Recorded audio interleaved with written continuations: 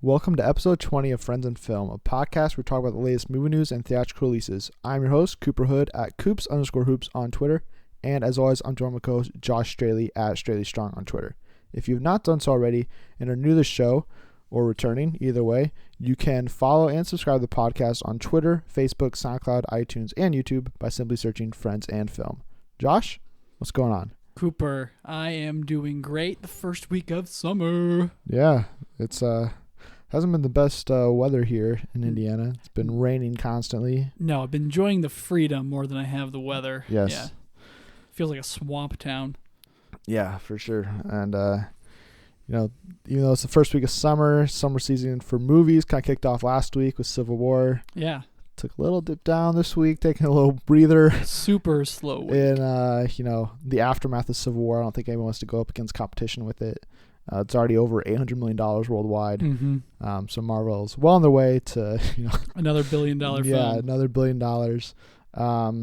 But this week, we're not going to talk about Civil War again. We've talked about it plenty of times, last two podcasts. In fact, we did a preview episode and a review, which you can both find on both our YouTube and SoundCloud and iTunes accounts. Oh, and Google Play Music now, too. Yes, we're on Google Play Music.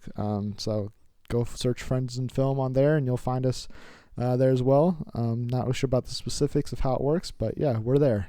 Mm-hmm. But before we do talk about, this week we're going to be reviewing Money Monster. I almost didn't mention that. That's what we're reviewing this week. Not anticipating a very long review, but there's a lot of news to get to. So if you would like to get right to our review of Money Monster, you'll be able to skip ahead.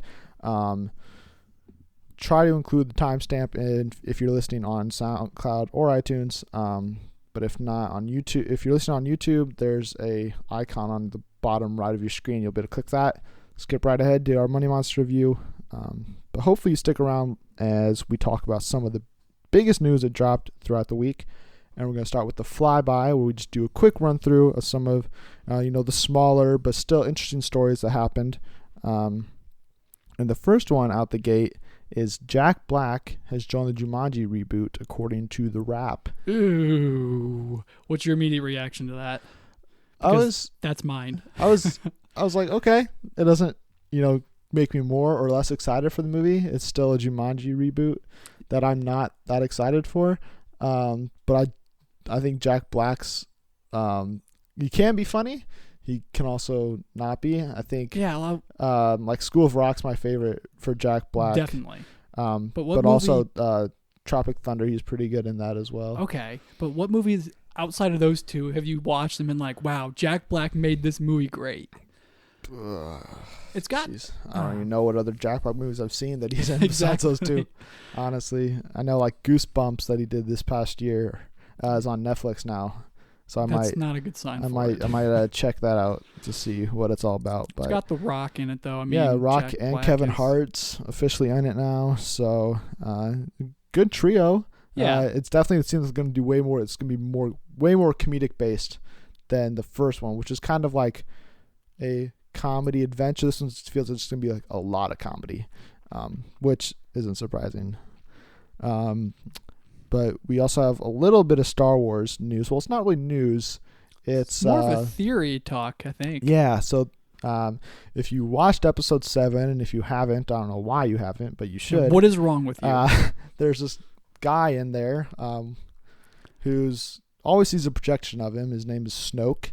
And there was a lot of theories online that he was actually Darth Plagueis back from the dead after Sidious killed him. But that's apparently not the case. Pablo Hidalgo, who is a member of the Lucasfilm Story Group, he's a producer on the films, TV shows, and stuff like that. On Twitter, he shot down that rumor, tweeting Sidious killed Plagueis, and then he also tweeted another person and said, he is dead. There you go. Yep. So 3 words. Plagueis is not Snoke. Snoke is not Plagueis. Find a new theory. Move on with it, I guess. Yeah. We'll continue to track those Star Wars theories as they pop up, but it's cool to know that he's an OG character. Still got a year and a half till we find out anything more about Snoke. Totally. Or Rey or Finn. Yeah. Or man. what Luke's been doing. Killing me. And then the last bit last bit of the flyby is Jennifer Lawrence, who I love and adore with all my heart. She is in talks to join the all-female Ocean's 11 remake, reboot, sequel, prequel. I don't know what it is. Yeah, we're not sure where it exists yet in the Ocean's world, but yeah, but Tracking Board reported that Sandra Bullock's already on to to star. Yeah. So we'll see who else they bring aboard, but I mean, that's exciting, right? Yeah, makes me a little more interested in it. Yeah, I'm already excited for it. Bringing in J-Law, obviously, it's gonna up the ante for film season, so that's great. I mean, it's definitely that instantly goes from like a mediocre box office opening, as long as like trailers are decent, to an instant, a very good opening weekend without a doubt. Totally. Just because of her attachment, unless people get sick of her by the time this movie comes out, which I don't anticipate. No, I mean, set to release sometime next year, I think. So, really? Yeah. Filming this fall, if everything goes according to plan. Well, that'd be very quick. We'll see if that happens or not.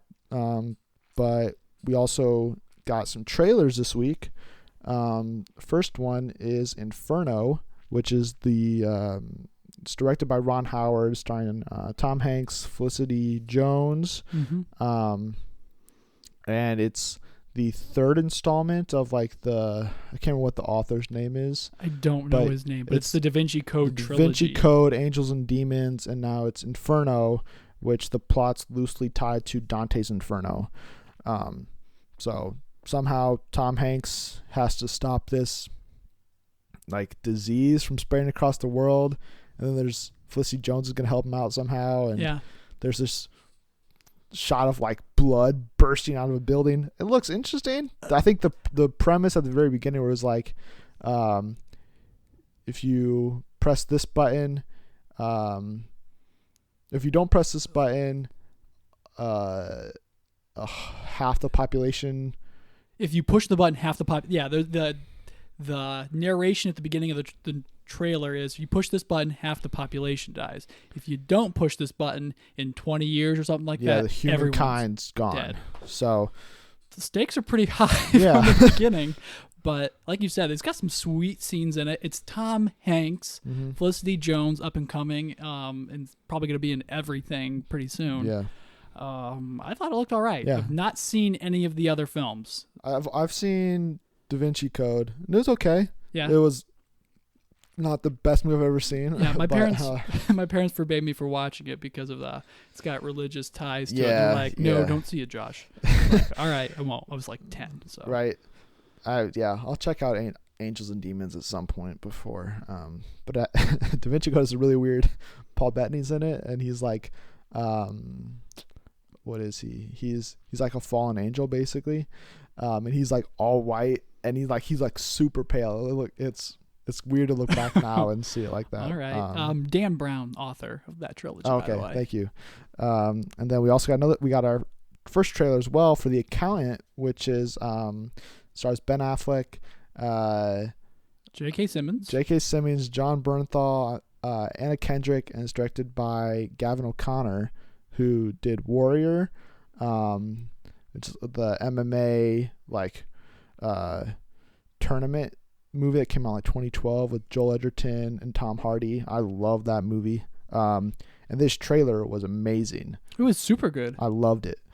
It was Bourne, but with a crazy different twist to it, right. Like a psychological Bourne thriller. It was I think it was on Collider Movie Talk. One of the guys compared it to it was Ben Affleck taking Matt Damon's characters from Bourne and Good Will Hunting and combining the two of them. He's super smart and an assassin. Right. And he's I can do both of your roles, Matt Damon, in one movie. Yeah. But I mean, I think it looks really interesting. And I love Anna Kendrick, so more of her, the better. Yeah, totally. Yeah, this is the first drama I think I've actually seen her in. Yeah, too, so she was in pretty good. a movie Up in the Air or Up in the Sky or something with George Clooney. Up in the Air, yeah. And that's probably her first dramatic role. But it'll be interesting to see her do this instead of she has Mike and Dave Need Wedding Dates coming out this year. Mm-hmm. And then she has this really small movie called The Hollers with John Krasinski, and I think it's his directorial debut, where they're husband and wife. So I want to check that out too. But the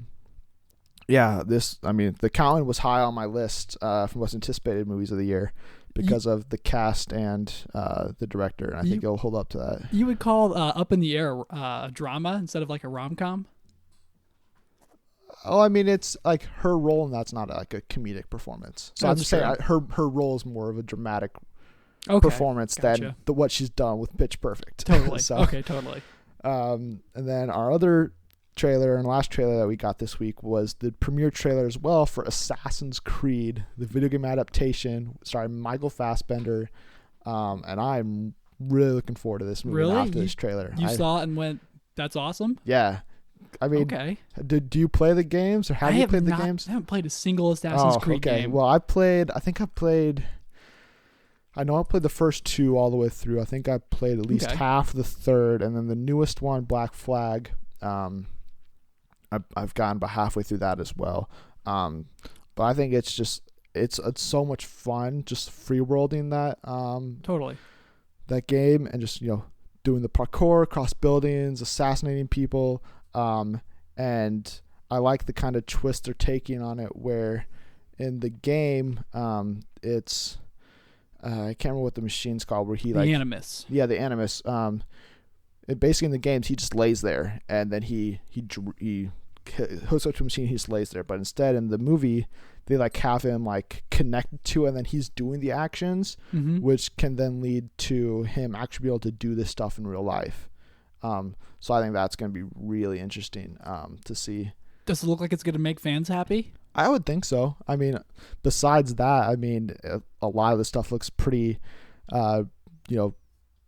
point with the games. I mean, there's even shots like in the trailers that look straight from the video game, not like it looks like too like CGI and cartoony, but it's like the shot where it's like panning around the city. Like that's every time you enter a new city in Assassin's Creed, you get that shot of the city, and then the dive off the tower is so good. I'm sorry they put that in there because I didn't know if they would.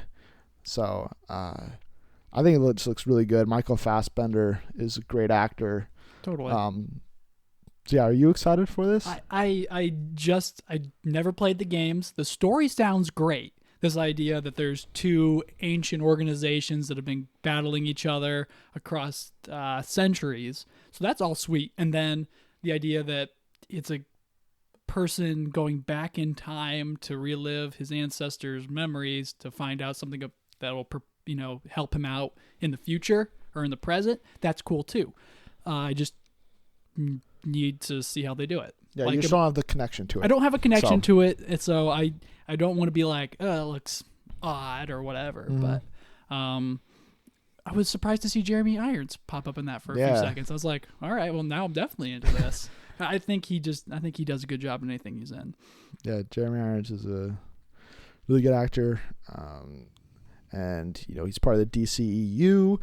And speaking of that, we know he's going to be in Justice League. That's right. And we now apparently know the villain of Justice League, because contrary to what a lot of people previously thought, it's not going to be Darkseid as the main villain in at least part 1. Still might be part 2. But Birth Movies Death reported that instead of Darkseid, it is going to be Steppenwolf, who, if you're like, who the heck Steppenwolf? If you saw the deleted scene that Warner Bros. Released like 2 weeks after BVS. Dude, I think it was like the same week as BVS. Maybe it was like a couple days after. Right. They released a deleted scene where Lex Luthor's like in this, it was called Communion. Yeah. And it's him like in just all the guts and of like the birth of the birth of Doomsday, and like there's like this creature standing like in front of him, like it was materialized in front of him, with 3 boxes, which are mother boxes. One gave its powers to Cyborg in the movie, and then but the being that was like holding the boxes or whatever, that was Steppenwolf, or what the Warner Bros. Is interpreting to be Steppenwolf. And that's going to be the villain in Justice League. So if this is true, I think it's even a little more weird that they cut this scene out of BVS. Yeah. Because, like, you could have actually, like, set up something with a 2-minute scene. Instead, you cut it, and then if people don't watch that deleted scene, they go and they're like, who's Steppenwolf? How did he get here? How does he know this?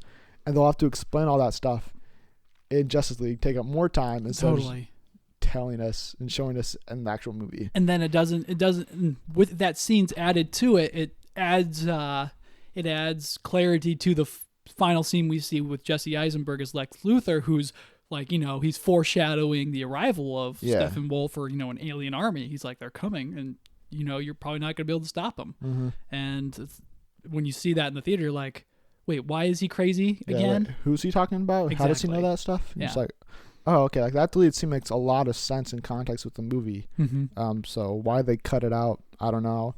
Am I excited to see Steppenwolf as a villain? I have no idea. Yeah, he looked sweet. He looks interesting. He looks nothing like the comic version from what I can tell from Google search. But hey, I mean, yeah, Batman and Superman didn't look like the comic versions in that movie either. So, well, in character, I guess. Okay, yeah, I was gonna say that. I mean, their suits are yeah, okay, yeah, that's fairly accurate. And there's no good transition really. So we're gonna talk about. Speaking of disappointing superhero movies, sure. I didn't want to throw shade at Batman v Superman, but hey, it was a good movie. It could have been a lot better. Martha. Yeah. Oh man. Anyways, let's see. It would have been last year. Mm-hmm. Fantastic Four came out, the reboot. Great cast, interesting director with Josh Trank on board, and it all fell apart. Yeah. And did terrible at the box office, got terrible reviews, and then Fox pushed the sequel off its release date. They already had a sequel slotted before the movie came out. And so, a lot of people have been like, okay, well, they're never going to touch that again. They'll probably let the rights revert back to Marvel or make a deal where they can make the movie and let it be in the MCU and still get money off it and stuff. Yeah. But apparently that's not going to be the case, or at least that was the case according to Simon Kinberg, who's a producer for the X-Men universe at Fox. As he told Den of Geek, quote, "We want to make another Fantastic Four movie. We love that cast." So there's another underlying bit of information that kind of makes it seem unlikely that we'll get to in a little bit. Yeah. But do you want to see another Fantastic Four movie at Fox? I haven't seen the first Fantastic Four movie at Fox, or this reboot.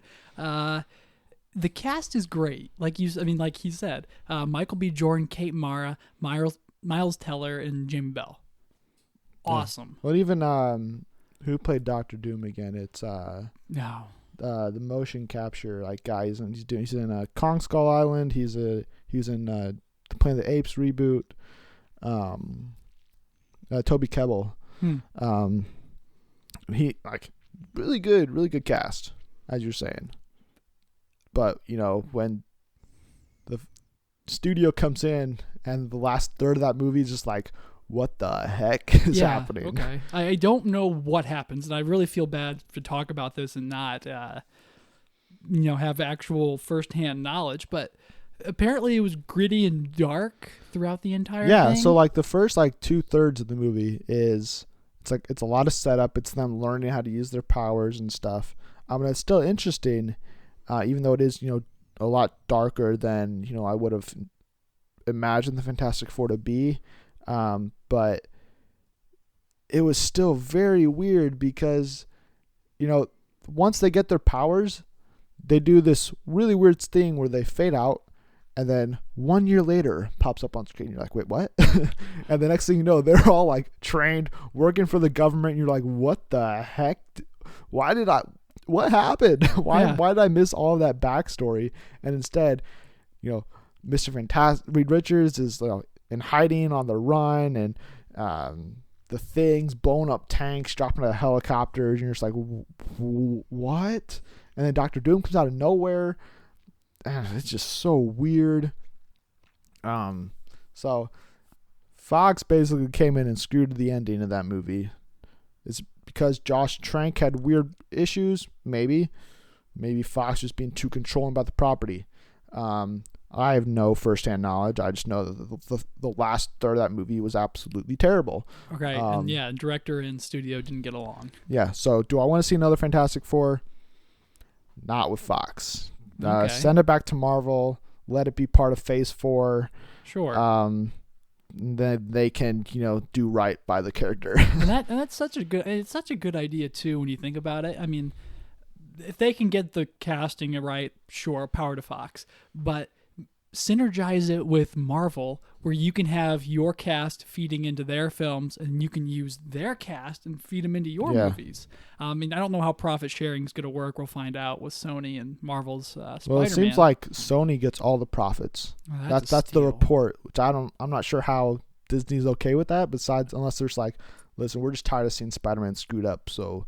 Sure. We'll do all the work. You guys can take the $1 billion we're going to give you. Yeah. But we still get him in all the rest of our movies. Yeah, and that that enhances their products too when you get to throw Spider-Man in there. Yeah. A fan favorite. So, I mean, if Fox can get it right next time around, I will go see it regardless of what they do. Or if it goes back to Marvel. I mean, we've already seen that Spider-Man is making waves. So. Yep. We talk about the cast of that movie is really good. Kate Mara, Miles Teller, Jamie Bell, Toby Kebbell, and then Michael B. Jordan. And this news came out on Friday about the Fantastic Four sequel that they still want to do. And then just a few hours later, some very interesting news dropped that made me go, okay, listen, that movie's never happening. Because the Hollywood Reporter got a little double dose of some Black Panther casting. As they first off reported that Lupita Nyong'o is in talks to join the cast as a possible love interest, and then followed that up by saying Michael B. Jordan is joining the cast as a villain, possibly. Dude. So it's like, what? you follow one like ground shaking casting with another, which is arguably like super explosive. Yeah. So I mean, holy moly, it was. Like, Lupita Nyong'o, great. I mean, she's Star Wars. She was in Jungle Book. She won an Oscar for 12 Years a Slave. Yeah, really great in that. So I'm totally on board with her. And people have been, with her being a love interest, a lot of the thought has been that she'll be a member of the, I hope I pronounce it correctly, Dora Milaje, which is like the Black Panther's bodyguards, basically, or the King of Wakanda's bodyguards. And it's an all-female group, which is really interesting. But there's been some people thinking, and if you saw Civil War, if you're not familiar with what the Dora Milaje are, there's a scene where Black Panther's walking out to his car and Black Widow's waiting for him, and there's the tall African-American bald woman, and she approaches Black Widow and says, like, move or be moved or something. And I'm like 100% positive that she is a member of that group. It's just not, stated that that's what she is. So I'm sure Lupita will be one of those and probably be the head of that, group. Yeah. I mean, she's a huge presence she's become a huge presence. And so whatever they put her in, it's going to have some pretty serious gravity too. Yeah. And then, Michael B. Jordan is great.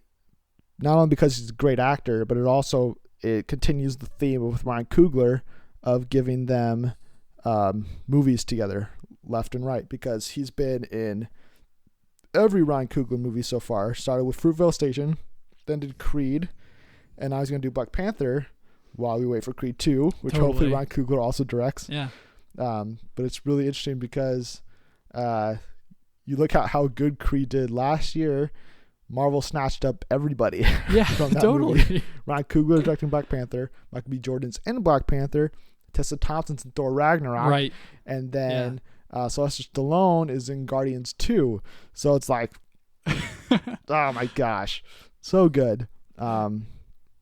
As him as a villain, I think is really interesting too, because totally, it's a good dynamic. Yeah, we haven't gotten that side of Michael B. Jordan yet, really. And I think he could do a sweet job at it too. Yeah. I mean, I know he can do a sweet job at it. It's just going to be really cool to have someone that you like outside of the Marvel universe enter in as a villain instead of a hero, and that way you can you can find yourself a little bit harder to root against him sometimes. Right. It was like, I even think when we talked about when Ryan Coogler was confirmed to direct this movie long time ago, where I was like, him being on board is great, but also really makes me want Michael B. Jordan as Black Panther. You know, I'm sure Chadwick Boseman's going to do a great job. Totally. And Chadwick Boseman did do a great job. Amazing. So is Michael B. Jordan going to be like his best friend, who's his enemy? Is he going to be like his brother, who turns out to be like evil? There's a couple different ways they could go about it. Yeah, because the throne's obviously up for claiming. So if he has a relative, right there you go. Yeah. Conflict. So I'm all on board with this casting, and this cast in general is crazy good right now. I mean, Chadwick Boseman, Lupita Nyong'o, Michael B. Jordan. You're gonna have Martin Freeman be in there. Mm-hmm. I'm sure. If Andy Serkis returns as Claw from Age of Ultron, there's another guy. And then Sebastian Stan's current Bucky is currently hibernating there. Totally. So I feel like he'll be in there. Yeah. So this is going to be a great kickoff to 2018 because it comes out in March of 2018. So it's going to be like, bam, right there. Really exciting stuff. And we're going to now move and keep talking about Marvel, but we're going to talk about the Fox universe some more, where they're doing a lot of press right now because Apocalypse comes out in 2 weeks. Mm-hmm. So they're talking to everybody, the cast, the crew, the producers, and the main guy who's been doing a lot of talking is Simon Kinberg. We already talked about him before with the Fantastic Four 2 rumors, and you're gonna hear his name a lot throughout the next couple of topics. The directing writer, lead writer on most of these movies. he's the producer. He's kind of like the overseer of everything Marvel that Fox does. Right. So we'll start with talking about Wolverine 3. He confirmed to Claire that it will have an R rating, which we talked about before, and he also confirmed that it's already started shooting, in fact, which is interesting, and that in a separate report, Collider also confirmed that Patrick Stewart is reprising his role as the quote-unquote old Xavier. Yeah. So seeing them on some weird trip, probably revolved around Weapon X. Really good. Really excited for this. Yeah, and they also described the movie as sort of like a futuristic Western. Yeah. So that's really cool too. Well, I don't know if it's gonna be set in like a high tech New York City or. I think it'll probably be like, kind of like post-apocalyptic. Ooh. Okay.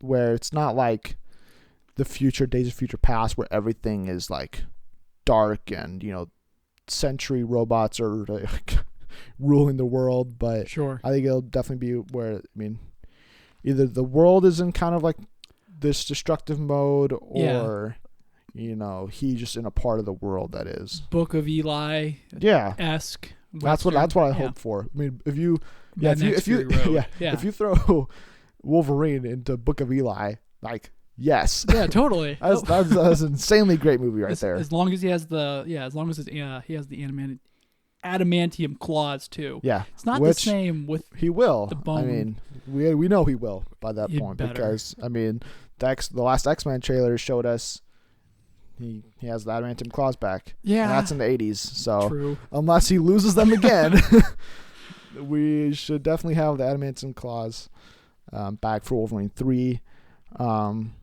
which could be the last time we see Hugh Jackman as Wolverine.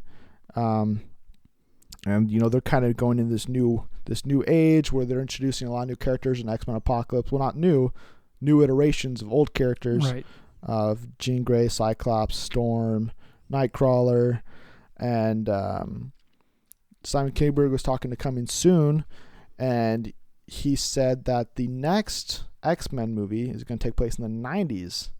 And then in a separate interview, Bryan Singer teased that it will also take place in space, which we have not seen the X-Men movies do yet, which is really interesting. So do you want to see an X-Men movie do you want to see them jump a decade again to the 90s, and do you want to see it in space? Yeah, I mean, obviously moving up the timeline is always great, especially when you have a series like X-Men where I still don't know what the whole time scheme of is, but as long as you're moving forward in a consistent way, great, awesome.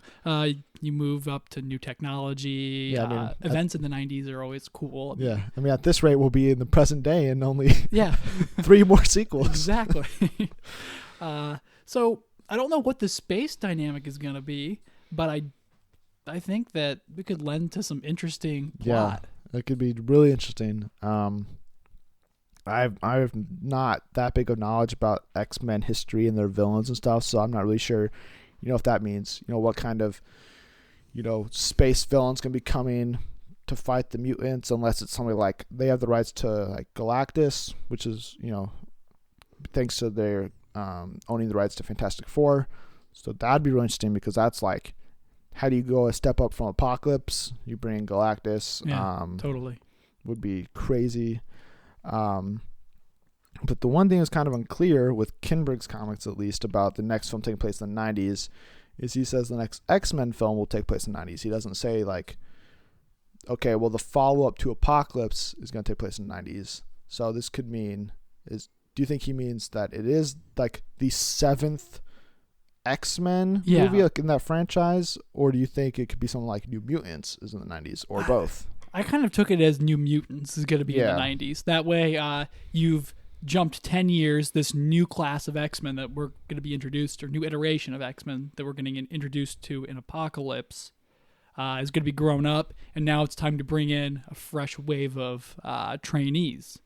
So that's what I took it as. Yeah, well, like, continuing with Fox and New Mutants and stuff, Simon Kinberg also told Collider in a separate interview that James McAvoy will also be returning for New Mutants as the quote-unquote young Professor X, and that they're targeting an early 2017 start to production. So, if he's still in there, there's been rumors of Alexander Shipp's Storm, kind of being the leader of the New Mutants with a bunch of other new recruits.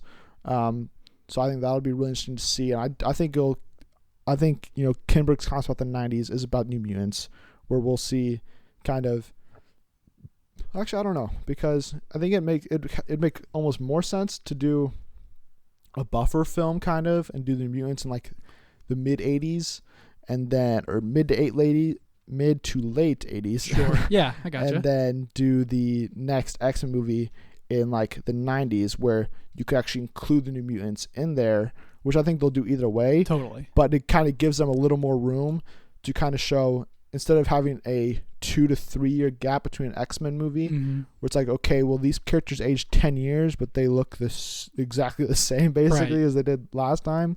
It gives them like an extra couple of years to kind of space it out, make them grow up a little bit, where we can actually believe that, okay, well, Cyclops is clearly the leader of the X-Men now. That's where, like, Jean Grey going, Dark Phoenix style would kind of make sense, because she's a lot more experienced with her powers. Totally. She's been able to explore her powers a lot more.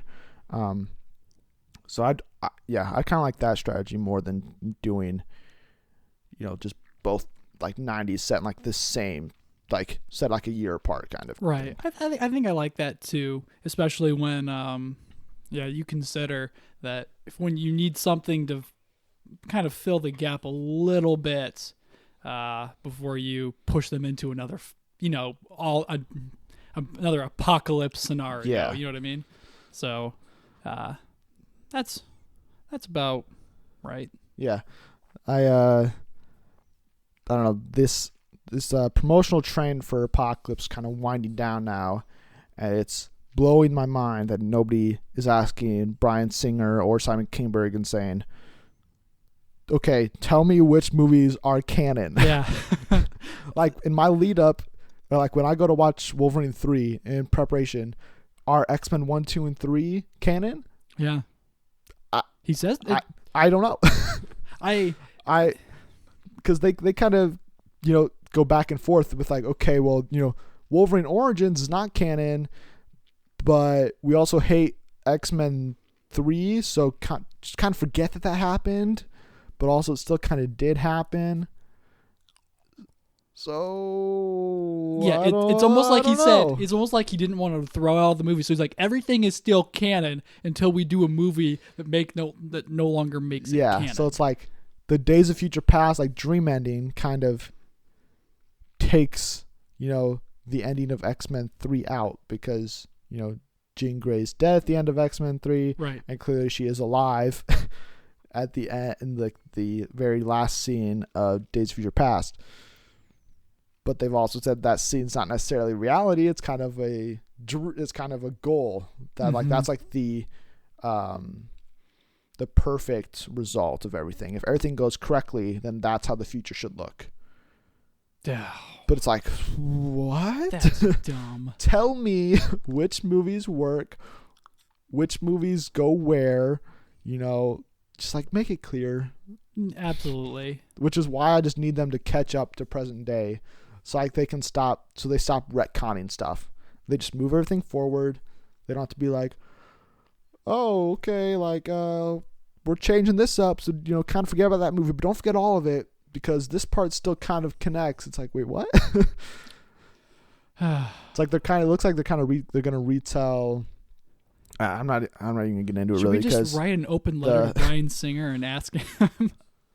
Yeah, I don't know. I've thought about tweeting him multiple times, but I don't think it'll do me any good to do so. So yeah, Fox, just answer my questions.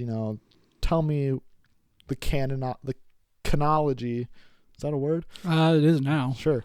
the chronology of the chronology. That's probably the better way to use it. What is the chronology of all this? Just tell me what movies work, what movies are in your universe, what movies aren't, when they aren't. Right. Just get your universe working. You have good movies. Absolutely. But just, make them all connect better. Where I'll have to like painstakingly think about every single movie. It's like, oh, does this actually still happen? Or exactly. It's like a Picasso. I don't know. Yeah. Everything is everywhere. It's real confusing. And we're going to start talking about monster movies now. Yeah, hard turn here. Yeah, because there's no good way. Sometimes there's no good transitions, and it's okay. Right. But this is not good news for the monster movies. On the Warner Brothers front. Good news, bad news, I think. Sure.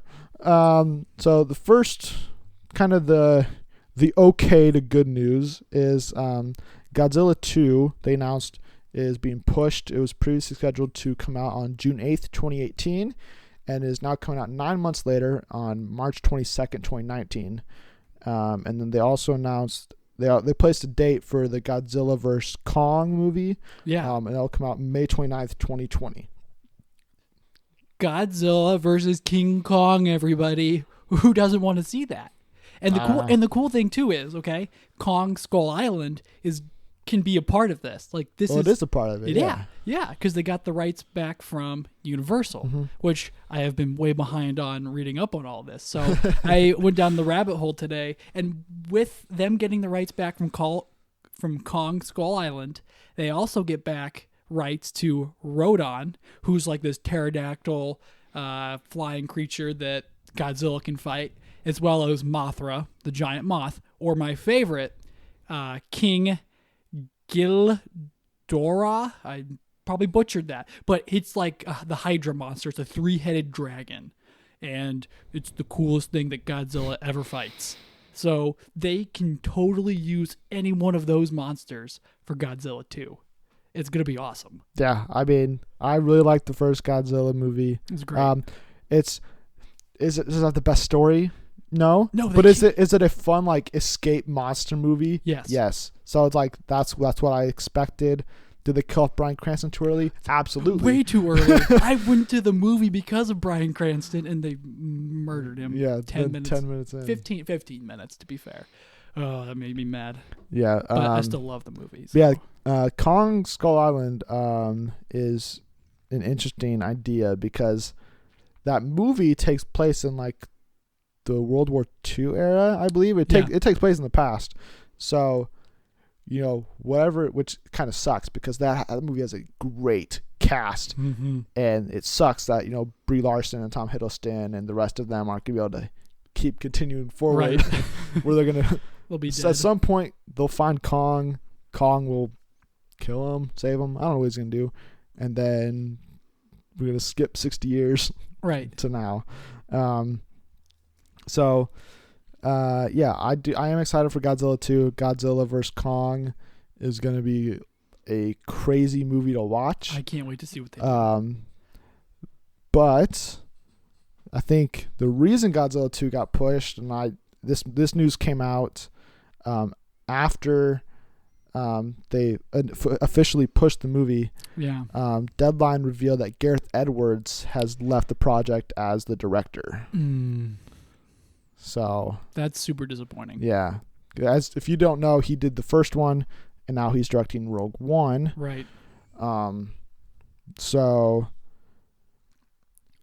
it's really disappointing because seeing the first footage from Rogue One looking spectacular, thinking that he could take back what he got from that movie to the next Godzilla was really disheartening. Plus, it's like, as long as Rogue One does well, and by all means, I expect to do very well. Totally. I think Warner Bros. Would be more inclined to give Gareth Edwards as much control and a bigger budget because, like, okay, his name's a bigger name now than when he did the first Godzilla. Right. So when we say, when we put up a movie by Gareth Edwards, people are like, oh, the Rogue One guy. Like, right. Oh, I really love that movie.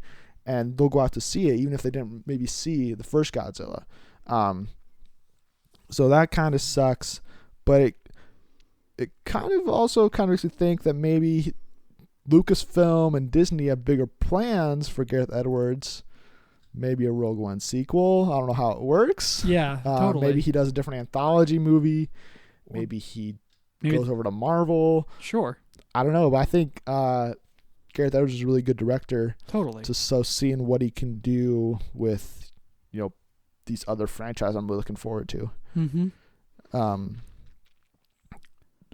Now, I asked you before we went on air. Okay, yeah. I know if you had anybody who you would want to replace him, and you didn't have anybody, and then you're like, oh, I got somebody. Yeah, you stumped me for about 30 seconds, and then a name went rocketing to the front of my mind. And we think we have the same one. It's the same guy. We have not talked about this before. No.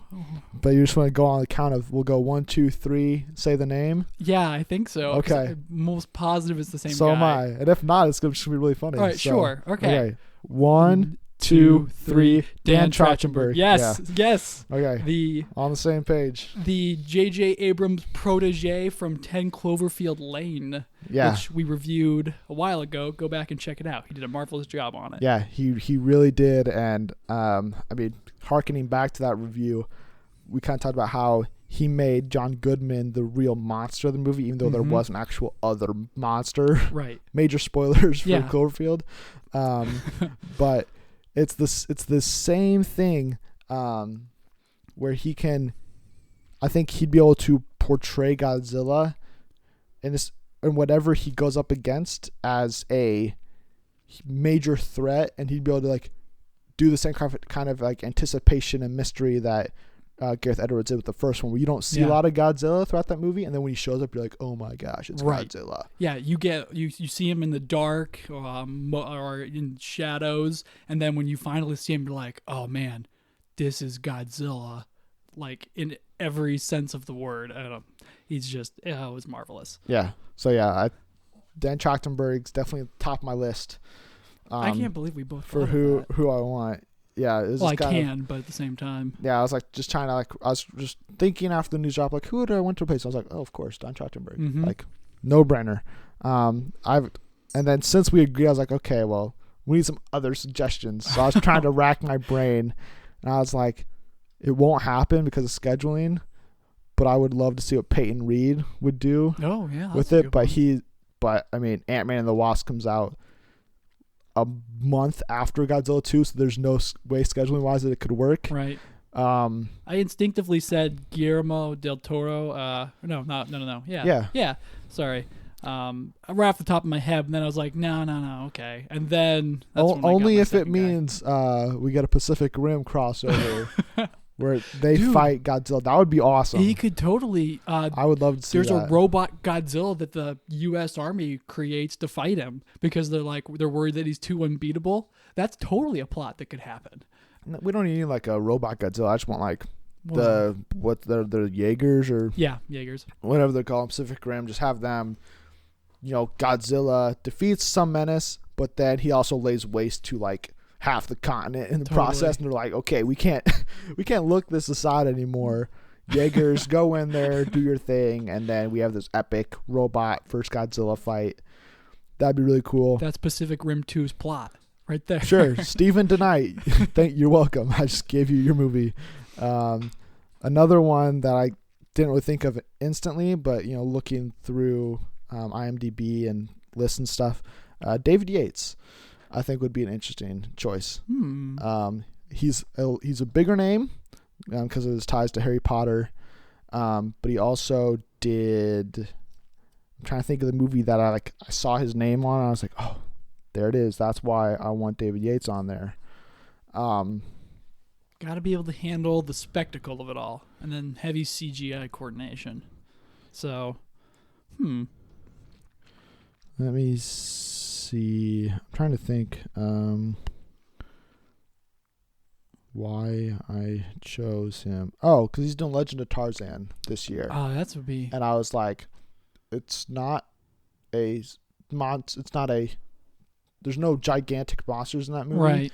But at the same time, there's a lot of CGI in that movie. And you got to get a human story in there too. Yeah. So I think I was like, David Yates, sure. Go ahead. I'll be on board with that. That's kind of the thing that Godzilla was. There was a huge thing playing out, and then there was an underlying story about father and son or husband and wife and family. Mm-hmm.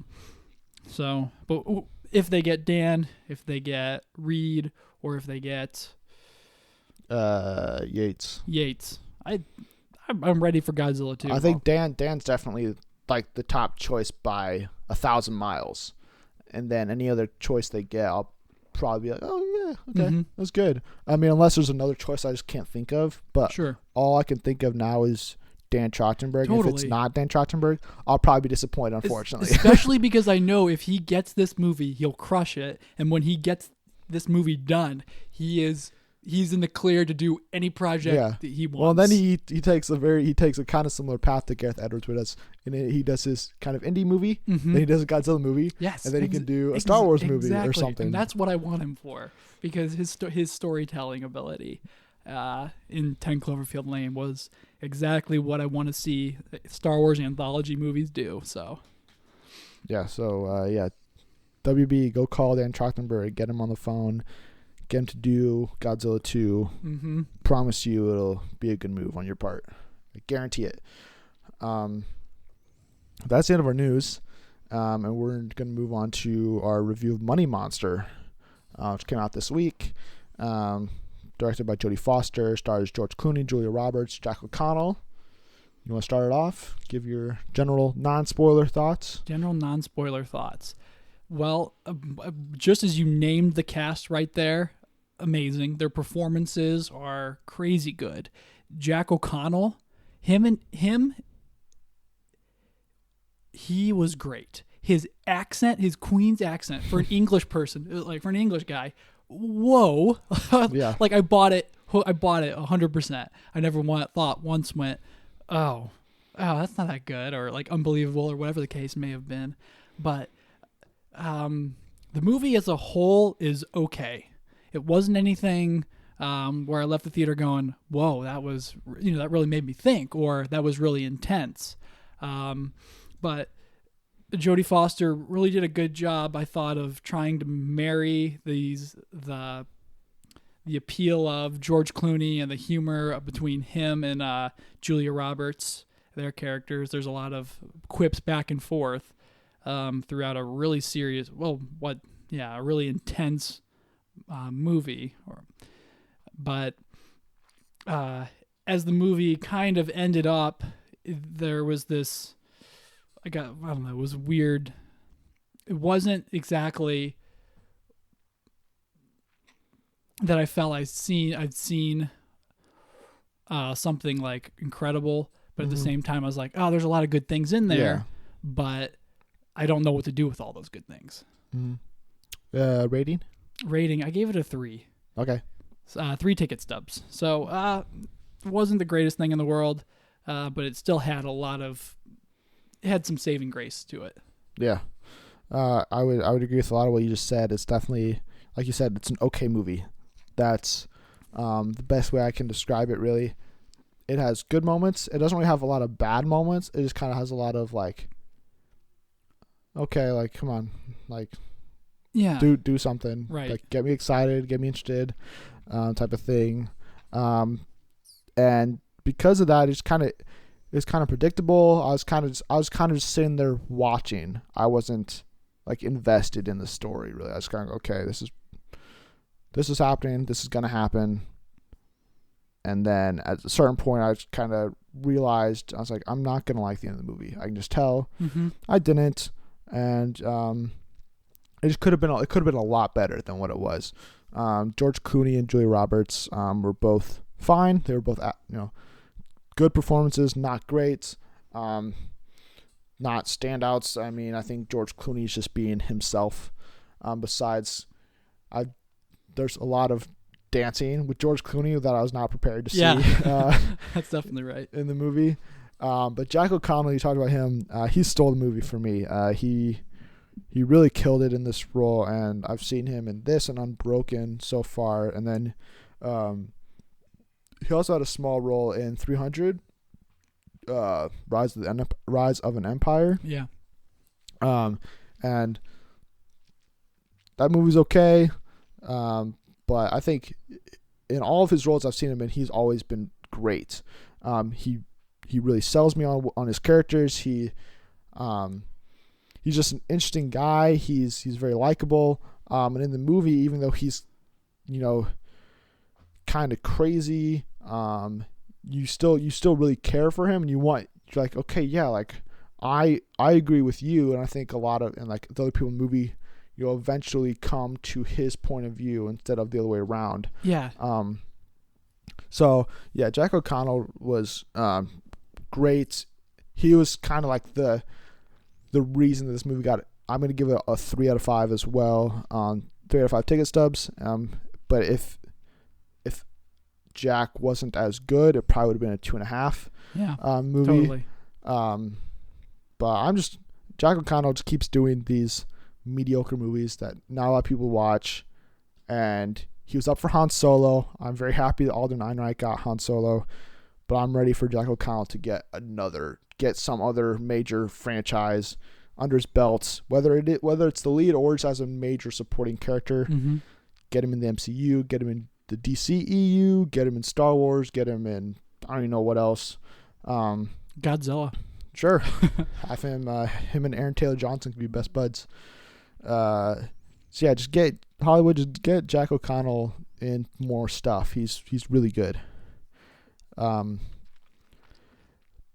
That's really all I have to say about the movie, really, without getting into spoilers. And even spoilers, it's like, you see it coming a mile away. Yeah, it's like, especially if you watch the trailer. The trailer gives a lot of like the plot away, where you realize, okay, Jack O'Connell's character's name is Kyle. Kyle's going to go into the studio, hold him up, try to get answers. He's not going to get answers. They're going to try to help him.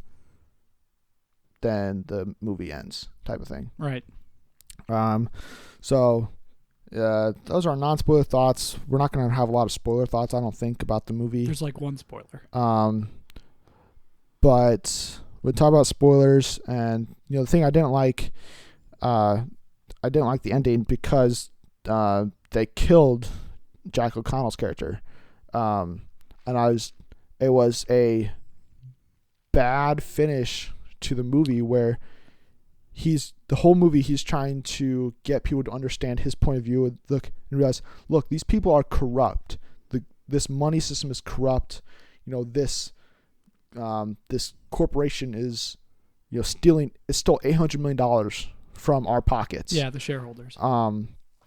And nobody's doing anything about it, and that's wrong. We need to stop them. And basically uncovers this whole conspiracy, and there's no resolution. He gets shot and dies. Right. I was like, wait, what? Yeah, and I think I told you this. We saw this movie together, and I told you this like right as we walked out. It was a really cynical ending. He captures the world because this is all recorded on live television, and as soon as Jack gets shot and dies, everyone just goes back to doing their daily stuff, and it's like, well, none of you guys are even like remotely upset. It turned into a just like a reality TV stunt for a lot of them, where it flashes you to a scene of people in bars and they're watching, they're like, oh, they're like reacting like this was just a game. And when the movie finally ends, it's like, okay, well, it's a cynical ending. No one really cares about what the people on Wall Street do. And then as the movie starts to trail off at the end, all of a sudden there's George Clooney, Julia Roberts humor. And I was like, wait, why does that have a place in this? Like, that really just kind of, it removes any part of your message that you just tried to send. Yeah, I think there's kind of larger overarching ideas about, how kind of messed up humanity is, and how we really more care about ourselves than the world and the rest of the population. Mm-hmm. That Jodie Foster tries to communicate, but it really only hits in like two places, and it doesn't hit that well. Where George Clooney's like advocating to viewers, she's like, listen, this guy just needs his stocks to go up so he can get his money back. If all of you give like $5, buy a $5 share, the stocks will go through the roof. Yeah, instantly. Yeah, and then you guys then he'll be happy. I'll live. It'll be great. And all these people, and they show people like kind of on their phones, like, oh, they're actually gonna do it. Right. But at the same time, like, I was like, are they? Right. Maybe they're just tweeting about it. Yeah, I was like, what's happened? And then the stock goes down even more. It's like, it's like, yeah, like that sucks because it kind of shows humanity and stuff, but at the same time, it's not that surprising, unfortunately. And like the movie didn't hammer that home enough, where it's like, I don't know, like there could have been a lot bigger things said. And I think you said after the movie that it was a movie that kind of told you a lot of stuff, but it didn't explain anything. Right. Where like it tells you all this stuff about the stock market and investing and stuff, but like it throws these terms at you. I have no idea what they're talking about. Mm-hmm. They don't explain it. It kind of goes by real quickly, and then they get back to the bomb, the bomb vest and the hold up, evacuating people, and you're like, wait, what's a quad? What's a quart? What's a quad? Yeah, yeah. It's like what is this stuff? And okay, so to get what you were saying, like, let's compare this to The Big Short, because it's another movie about finance, but its main job was to educate you and entertain you, and so that's why it got the awards it got. Mm-hmm. The Big Short talks to you all about the housing market crash of 2007, 2008, and talks to you about how the bond trading worked, the rating system, and everything like that. And it really gets you to understand how it all works. At the beginning of Money Monster, they start to do that. They tell you a few things. They teach you just enough to understand why it's a big deal later in the movie. And then once it gets to that point in the movie, they don't tell you anything else about all the other issues and terms and parts of the machine that is high frequency trading. They just say, well, okay, we told you why it's a problem. Now you learn everything else. Yeah, it's like The Big Short told you the problem, and then there's kind of a solution in the movie on how, like, you understand like how it works, mm-hmm. but at the end it hammers home the point again with the credits or the pre-credit credits, basically, where it's like 2 years later banks started giving out these types of loans, which are the same thing, and you're just like, what the heck? It's right. Like, we didn't learn anything from this. And it really like makes you think about, the government system and everything. But then this movie is just like, the kid got shot, then people start playing foosball again. You're like, Oh, people don't care. It's like, okay, what's the lesson? I learned nothing about, investing or the stock market or corrupt business or anything. Yeah. Instead, it's like I kind of watched these events play out. There's a lot of like connecting tissues that it could have been so much more, which is why it's like the movie that it is a fine movie. Mm-hmm. But if it's like comparing it to Big Short, it was like I was trying to compare, like think of like my thoughts on the movie and like what I'd rate and stuff afterwards, and then you brought up the comparison of Big Short, and I was like, well, comparison to Big Short, it's a bad movie, right? Because the Big Short is just so much better in every single aspect. I mean, in directing, in the performances given, in the story, in the message. It's like everything is just to a level that nowhere in Money Monster doesn't ever like sneak up on even achieving those. Sure. So it's just like, I don't know. It could have been so much more, really. Totally. And like I said earlier, she tried to weld all these aspects together of entertainment, humor, serious drama, and a bit of education, but neither one of those is given any time really to kind of give you the impression of what the movie is. And so at the end of it, you're just like, okay, I got some pretty good jokes. Like, it was entertaining. When it was entertaining, it was entertaining, I thought. Yeah. When it was intense, it was pretty intense. And then when it educated you, it did a good job of it when it tried to. But then at the end of the movie, you're just like, I got so many things, and now I don't know what to do with them. Yeah, it's like the ending. It just, I mean, the ending just wasn't as great as it could have been. With a better ending, this movie is a lot higher on the end of the year lists, and people are like, oh, like, do you remember that movie? Like, that movie was like really good. Yeah. Instead, this is a movie that in a year, I'm going to totally forget, probably even less than a year. I'll forget that I ever watched this movie, and then I'll see it tomorrow and be like, oh yeah, Money Monster, $5, not worth it. No. And it could. And then one of the biggest things I thought was great about this going in was that George Clooney's character Lee Gates was spoofing. He was spoofing Jim Cramer, I think. Who does Mad Money for CNBC. Yeah, definitely. And wacky antics who try to make finance entertaining. So I thought that was really good. It was going to say something about how these people, all they do is they tell you buy or sell, but they don't watch out for you. Yeah, which I think they kind of tried to do a little bit. He's like, you told me that buying stock in this business in ICIB or whatever it was called. Ibris Clear Capital. Okay, yeah, so ICIS? I think it's Ibris, isn't it? Ibris, sure. Yeah. Whatever the company is, he's like, you told me that this buying stock in this company was better than my savings account. Right. Yeah. And so then that's why Kyle goes and drops $60,000 all of his savings and buys stock in this company, and then it falls under basically all out from under him. Loses all the money, and he goes on this revenge spree. And there's your story. So I think there's definitely like hints of these like kind of larger messages that could have been so much more, and that could have really like made you think like, oh wow, like okay, like that makes sense, and like it makes you, it educates you, but ultimately it kind of starts to tell you this kind of stuff, and then it's like, oh, but let's get back to George Clooney, and you're like, wait, what? Yeah, let's learn about his personal life, and let's learn about how Julia Roberts eats dinner by herself. Right. I don't care. Why are they eating Chinese food at the end together? They're not even like buddies. Right. She tried to make it like a warm, touchy-feely ending. The ending was really weird. I wanted this movie to be so good. Yeah, it could have been a lot. It could have been so much better. I would still say is it worth a $12 ticket?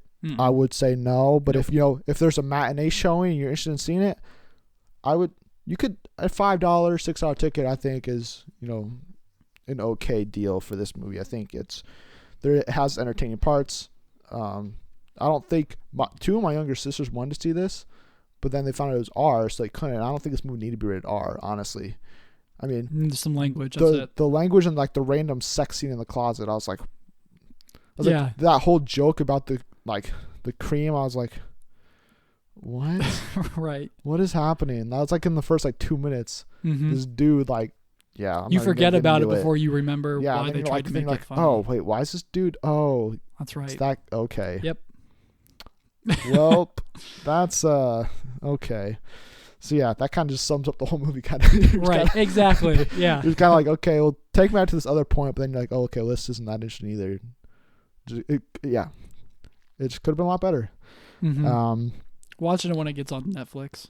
Yeah. Or Amazon Video. Yeah, watch it. Crackle. Yeah. Watch it on Redbox for $1. It's worth $1, I guess. I agree there. But yeah, I think that's it. That's all I got, man.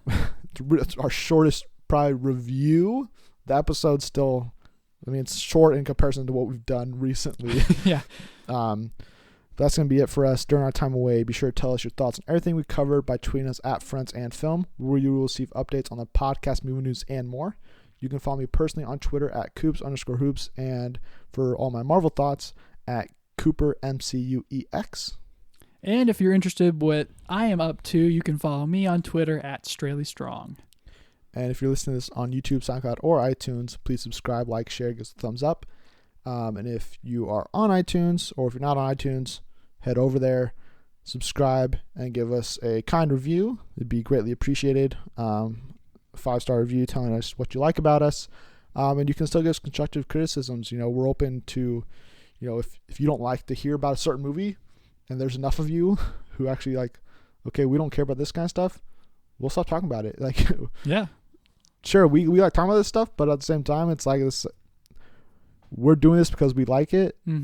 But if you guys like it too, and you guys want us to talk about other stuff, we're more than welcome to change it up a little bit. So just tell us, give us your thoughts in a review, or just sending us your thoughts on Twitter. You can send in questions. We'll answer on the show if you guys ever want to send in one using the hashtag AskFriendsAndFilm. But thanks again for tuning in to the Friends and Film podcast. Josh? Hey, Internet. Thanks for stopping by. I'll see you guys next week. Before we return next week, we're going to need your help over the week, because next week there's a double dose of big movies coming out.